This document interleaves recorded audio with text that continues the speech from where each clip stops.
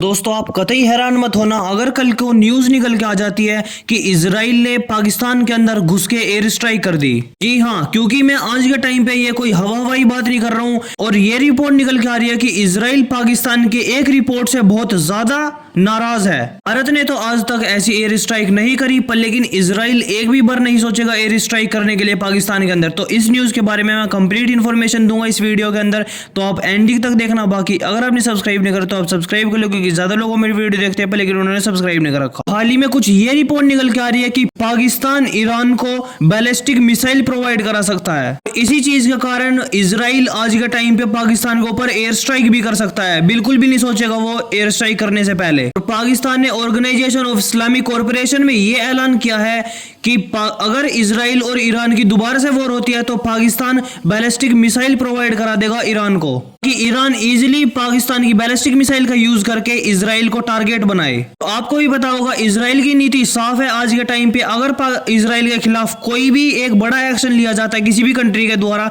तो इजराइल एक भी बार एयर स्ट्राइक करने से पहले सोचता नहीं है, और ऐसा ही पाकिस्तान के साथ भी हो सकता है। इजराइल की एक साफ नीति होती है कि अगर कोई भी देश हमारे खिलाफ हथियार यूज करने वाला है तो उस हथियार को यूज करने से पहले ही उसी देश में खत्म कर दो। और हाल ही में इजराइल ने एक रिकॉर्ड भी सेट कर दिया है। जब हमास के टॉप लीडर ईरान के अंदर गए थे तो उनको वहीं पे एयर स्ट्राइक करके मार दिया गया था। उसका नाम था इस्माइल हानिया। जैसे ही इजराइल ने ये एयर स्ट्राइक करी थी ईरान के अंदर तो ईरान ने भी ये बोला था कि हम इस एयर स्ट्राइक का बदला जरूर लेंगे, इजराइल के ऊपर एक बहुत ही बड़ा अटैक भी करेंगे। जैसे ही ईरान ने ये धमकी दी थी इजराइल को, इजराइल ने भी रिप्लाई में ये कहा था कि जैसे ही ईरान कोई भी अटैक करने की सोचता है इजराइल के ऊपर तो वो मिसाइल या फिर जिस भी चीज से अटैक करेगा वो अटैक होने से पहले ही हम तबाह कर देंगे। यानी कि अगर कोई ईरान की बैलिस्टिक मिसाइल लॉन्च होने वाली है इजराइल के ऊपर तो इजराइल लॉन्च होने से पहले ही उस बैलिस्टिक मिसाइल को ईरान के अंदर ही खत्म कर देगा। और इजराइल की इस स्टेटमेंट का इतना ज्यादा इफेक्ट देखने को मिला ईरान के ऊपर कि एक हफ्ते से ज्यादा हो चुका है इस्माइल हानिया की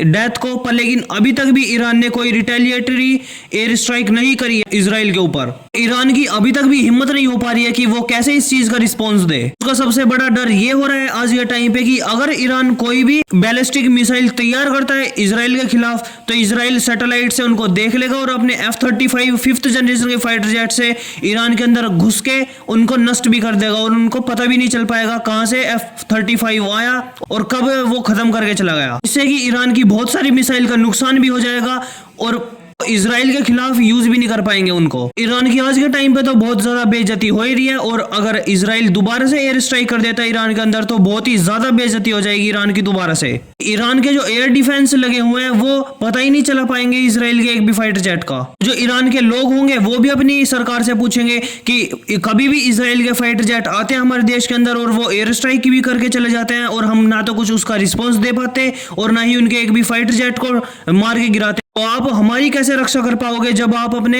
डिफेंस इक्विपमेंट की ही रक्षा नहीं कर पा रहे। लेकिन आज के टाइम पे यूएसए भी इजराइल से रिक्वेस्ट कर रहा है कि कोई भी ऐसा बड़ा एक्शन मत ले लेना जिससे कि जो वॉर है इजराइल और ईरान के बीच डायरेक्टली स्टार्ट हो जाए। लेकिन इजराइल ने साफ कर दिया है कि हम यूएसए की भी बात नहीं मानेंगे, अगर कोई भी एक्शन लेता है ईरान तो हम दोबारा से जरूर रिटेलिएटरी एक्शन लेंगे ईरान के खिलाफ। आप इजराइल के इसी एग्रेसिव नेचर को देख सकते हो कि ईरान के खिलाफ जब वो इतनी बड़ी बड़ी स्टेटमेंट दे सकते हैं या फिर ईरान के अंदर ही घुस के एयर स्ट्राइक कर सकते हैं तो वो पाकिस्तान को क्यों छोड़ेंगे। पाकिस्तान को तो इजराइल उसी टाइम पे नहीं छोड़ रहे थे जब पाकिस्तान अपने न्यूक्लियर बॉम्ब का टेस्ट कर रहा था। जो कुछ पाकिस्तान के एक्सपर्ट है वो खुद ही ये चीज बोल रहे हैं कि आज के टाइम पे जो हमारी सरकार बोल रही है ये बहुत गलत है और इजराइल बहुत बड़ा भी एक्शन ले सकता है हमारे ऊपर। देखिए, भारत तो कोई भी एयर स्ट्राइक करने से पहले बहुत ज्यादा रणनीति बनाता है और बहुत ज्यादा सोचता है, पर लेकिन इजराइल ये चीज नहीं सोचता। इजराइल को जिस भी देश से खतरा दिखता है वो उसको खत्म कर देता है। जैसे ही इजराइल को कहीं से भी खुफिया एजेंसी से या फिर किसी भी चीज सोर्स से